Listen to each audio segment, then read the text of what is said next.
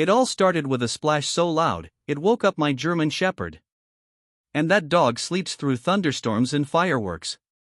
At first, I thought a tree had fallen. Then came the shouting. Not normal shouting, but the high-pitched screech of a woman who had never been told no in her entire life. I looked out the window, and there she was, Karen, with a capital K and matching leopard print swimsuit. She was holding a clipboard like it was a sword, and waving her arms like she was summoning the HOA gods. Her adult son had just cannonballed into my private pool. At 6:47 a.m. on a Tuesday. I thought maybe I was dreaming. But when Karen shouted, "This pool belongs to the community," and splashed her way into the shallow end with a beach ball under one arm, I knew I wasn't asleep. I was trapped in a nightmare where entitlement was law, and Karen was queen. 3 months ago, I finished building my backyard paradise. Custom tile pool. LED lights that changed colors at night. Temperature-controlled water. Waterfall feature. And my personal favorite, an underwater bench with a jet system. It was perfect. Peaceful. Mine. I had worked extra shifts, saved for 3 years, and even fought off a sketchy contractor who disappeared halfway through with half the budget. But I finished it. And it was mine. Or so I thought.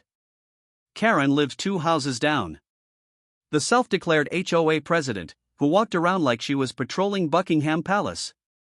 Clipboard in hand. Bluetooth headset always chirping. And a never-ending supply of iced lattes. She sipped like she was judging your lawn's emotional stability. She had already fined me once for unauthorized backyard lighting and unregistered wind chimes. So I made it a rule to ignore her. But ignoring Karen is like ignoring a raccoon inside your car. It doesn't go away. It just climbs closer. Apparently, sometime last week, Karen got hold of a dusty old HOA charter from the 1990s. It mentioned something about shared recreational spaces and community access to designated areas. What designated areas meant was never explained. Karen decided that meant my pool. Because, and I quote, "It sits at the center of the neighborhood and isn't currently gated with a barbed fence." That's not a legal argument. That's just being crazy. But the real kicker? She brought the HOA board into it. And the board, 3 retired neighbors who just wanted to be left alone, didn't say no. They didn't say yes either. They said, "Let's look into it." Which in Karen speak, meant green light. By the time I got outside that morning, 3 more people had entered my yard. One with a yoga mat. One with a beach towel. And another with a baby floatie shaped like a duck. Karen beamed at me and said, "We've decided to reclaim this space for the neighborhood. You should be proud. You've made it beautiful, for everyone." I laughed at first. I really did. I thought it was a prank. A weird HOA bonding exercise. Maybe even a hidden camera show. But when Karen pulled out a printed flyer labeled "Community Pool Hours 6 a.m. to 10 p.m. with my address in bold letters, I stopped laughing. I told her to leave. She said she had legal rights. I told her to show me. She whipped out that old charter like it was the Constitution. I told her it was nonsense. She said, "We'll see about that," and cannonballed in after her son. I wish I was joking. The next few days were a slow descent into madness. My security cameras captured a parade of strangers lounging in my yard like it was a resort. Teenagers throwing chips into the pool. A woman clipping her toenails on my lounge chair. A kid peeing in the shallow end while his dad scrolled on Facebook. I confronted Karen again. She said, "You should be thankful. This kind of community love is rare." I was about to show her a different kind of rare patience from someone who'd already Googled how to build a catapult. I installed a temporary sign. Private property. Trespassers will be prosecuted. Karen replaced it overnight. With Public Pool Number 1, sponsored by the HOA. I took it down. She printed 3 more and gave them to other neighbors. That's when I knew. This wasn't a misunderstanding. It was war. I tried talking to the board. But 2 of the members were Karen's bridge club friends. And the third was her cousin. They nodded, smiled, and said they'd review the situation. Translation? They were scared of her too. The law? My lawyer said it was tricky. Technically, yes, my property was privately owned. But if the HOA had any standing documentation that hinted at community rights, and if they'd been using it without dispute, it could be argued as quasi-public. It would take months, maybe years, to sort through. And even if I won, the process would cost more than the pool itself. So I sat in my garage that night. Lights off. Dog at my side. Laptop open. Caffeine buzzing through my veins. I wasn't just going to win. I was going to make Karen regret every splash, every yoga pose, every duck float, every community flyer she had ever created. I found it buried in a city ordinance page. A single line under the zoning laws. If a recreational facility is used for business operations, e.g., paid entry, it ceases to fall under community shared designation and is reclassified as private commercial property.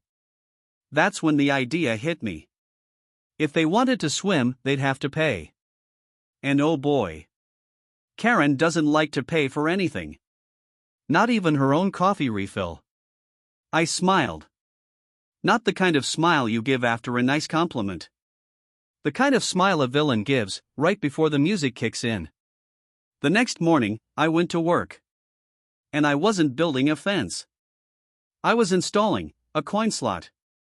Karen may have claimed my pool was public. But I had a new plan brewing. And it was going to require some metal, wiring, and a little help from the same contractor who bailed on me mid-pool project. But owed me a favor. He showed up looking sheepish. Still guilty about disappearing last year. But when I told him what I wanted, his face lit up like a kid building a treehouse with a trapdoor. I asked him to help me install a turnstile with a functioning coin slot. The kind you'd see at amusement parks or public restrooms in the 80s. He said, "You serious?" And I said, "Deadly." It was on. While he got to work on welding the frame and wiring up the mechanism, I set about creating signs. Not petty signs. Not sarcastic warnings. These were official. Laminated. Legal-looking signs. With municipal font and everything. Entry fee, 25 cents per person. Cash only.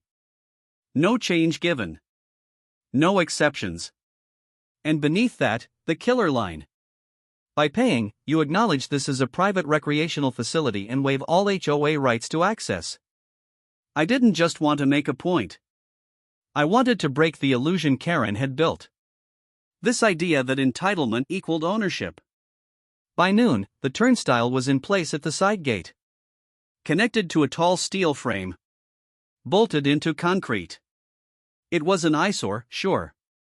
But it wasn't permanent. Just long enough to make a statement. The contractor even helped me hook it up to a motion detector alarm. That would buzz loudly if anyone tried to hop over. He said, "You know, you're starting to feel like a villain in a cartoon, right?" I told him. Good. Karen's been the villain long enough. It's time the plot flipped. When Karen strutted down the sidewalk later that afternoon, iced matcha in one hand, Bluetooth earpiece in the other, she stopped dead in her tracks at the gate. Her eyes widened as she saw the turnstile gleaming in the sun. Coin slot blinking red like a robot's eye. She tried the gate handle. Locked. She waved to me. I smiled and waved back from my deck. Sipping a soda like it was sweet tea in a showdown. She marched up to the gate and yelled, "What is this nonsense?" I shrugged. Private business operation. Just like you suggested. Community pool? Nope. This is now Q-Splash Enterprises. 25 cents per guest. We're running a tight budget this year. She stared at me like I had just kicked her HOA binder into a fire. You can't do this, she barked. This is illegal. Unapproved structural modifications are against HOA Code Section 4B. I pointed to the new sign I had placed right above her head. It read, under City Ordinance 12.4.8, this recreational area is now operating under commercial access guidelines. Disputes may be directed to small business licensing. I had filed the paperwork that morning. It wasn't even that hard. I paid $40 and printed my temporary license online. Karen's mouth moved, but no words came out. She looked like a chicken who had just laid a square egg. 2 minutes later, she pulled out her phone and began calling every board member. I overheard phrases like, "This is a disaster. He's mocking us." And my personal favorite, "Does anyone have bolt cutters?" She stormed off after that. But not before turning to a poor teenager who was just biking by and shouting, "Don't give him any coins. That's how he wins."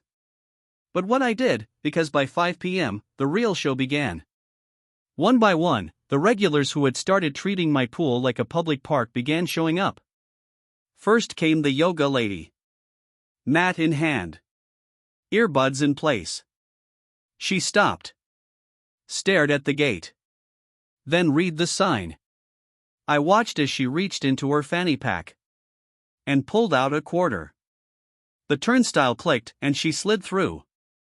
She shrugged at me and went to the shallow end like it was no big deal. Then came 2 neighborhood kids, who each paid their quarter, cannonballed in, and shouted, "This is way cooler than the community center." By sunset, I had made $3.25 in quarters. And for the first time in 2 weeks, no one was using my grill. No one was adjusting my deck furniture. And no one was tracking mud through my garden. It was the most peaceful day since Karen's madness began. Of course, the peace didn't last long. The next morning, I was woken up by what sounded like an angry duck being run over by a lawnmower. It was Karen's voice shrieking into a megaphone at the foot of my driveway. "This is a direct violation of community trust," she screamed.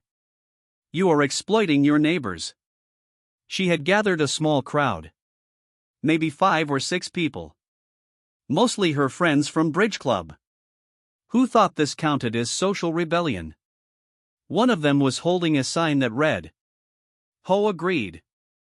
Another had brought a boombox playing Enya, presumably to create some sort of peaceful protest vibe. I let them yell. I let them chant. But the moment one of them tried climbing over the fence, the motion alarm blared loud and shrill, like a siren from an apocalypse movie. The poor woman got so scared, she fell backward into a bush. Karen looked like steam was about to shoot from her ears. That afternoon, an envelope arrived on my porch.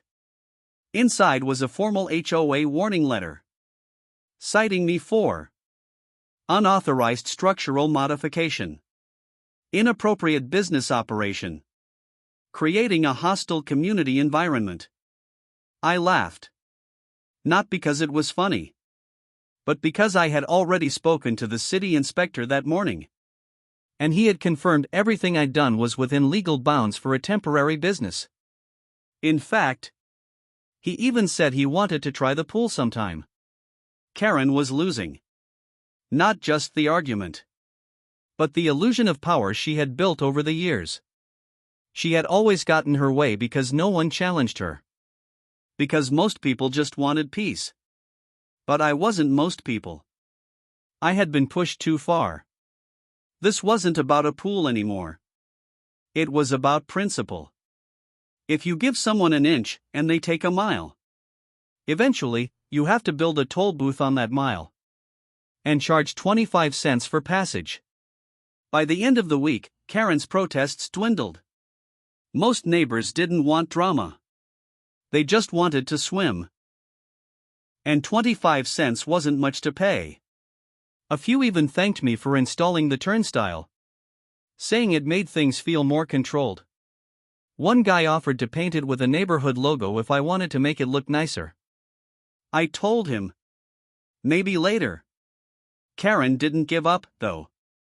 I could see it in her eyes every time she passed my house, staring at that coin slot like it had personally betrayed her. And something told me, deep down, she wasn't done.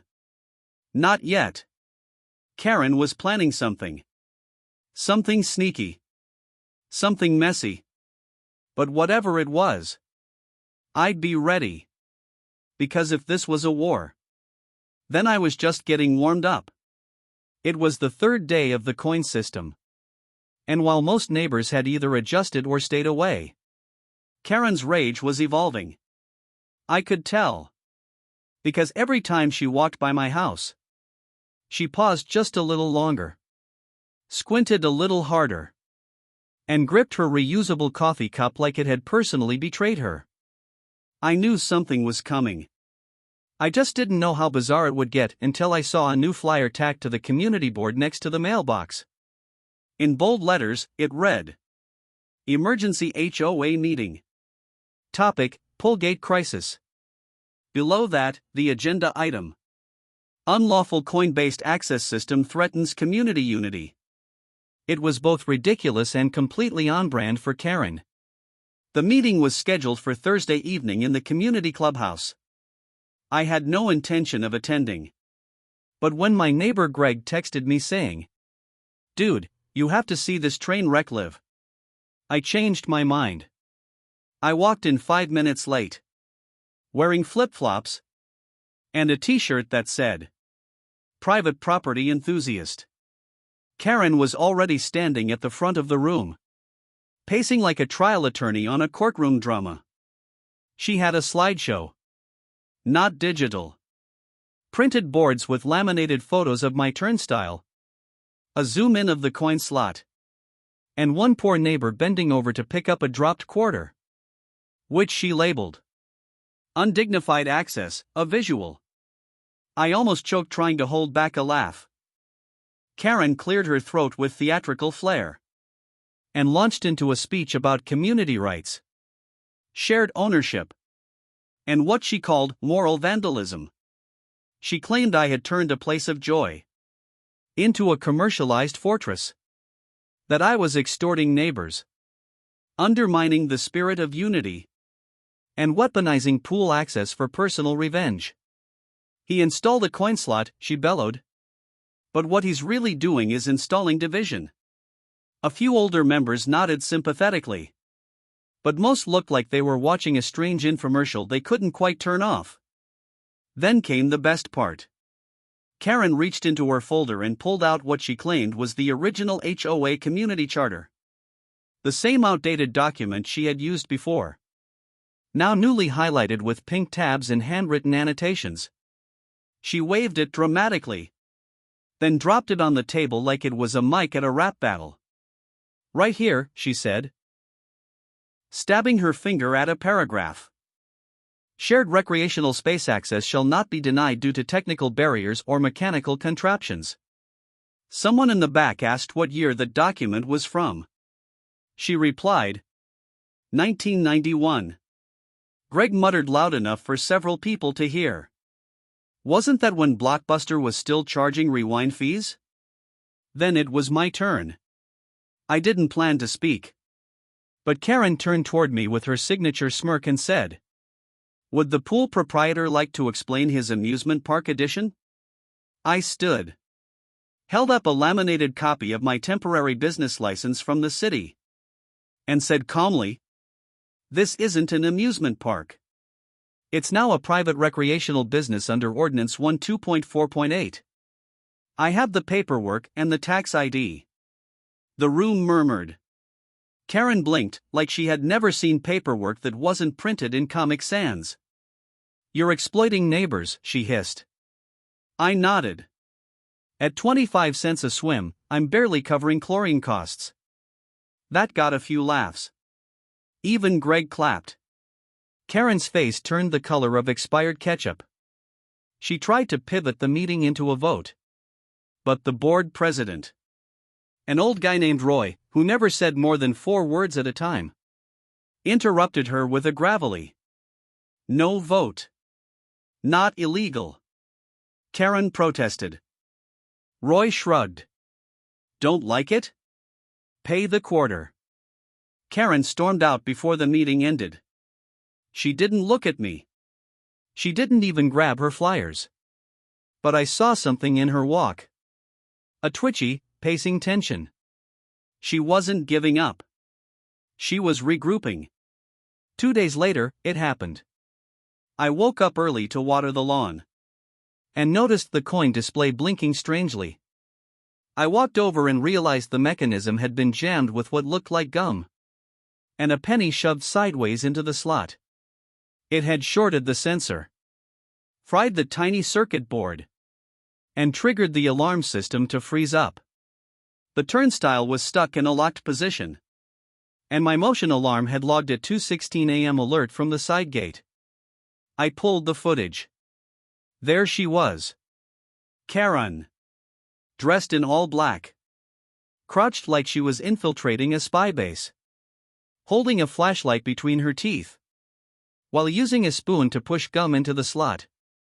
She looked like a raccoon trying to crack open a vending machine. At one point, she slipped and almost fell into the bushes, then whispered something that sounded suspiciously like, "Stupid capitalist gate." I watched it 3 times and laughed harder each time. But I knew this was serious now. Sabotage. Intentional. And dumb as it was still a crime.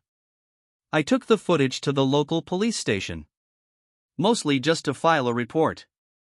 The officer on duty watched the video, raised an eyebrow, and said, "Is she seriously wearing a hoodie that says Neighborhood Watch while breaking into your yard?" I nodded. He sighed. "I'll talk to her. But you know how this goes. She'll play the victim." I shrugged. "I just want the record.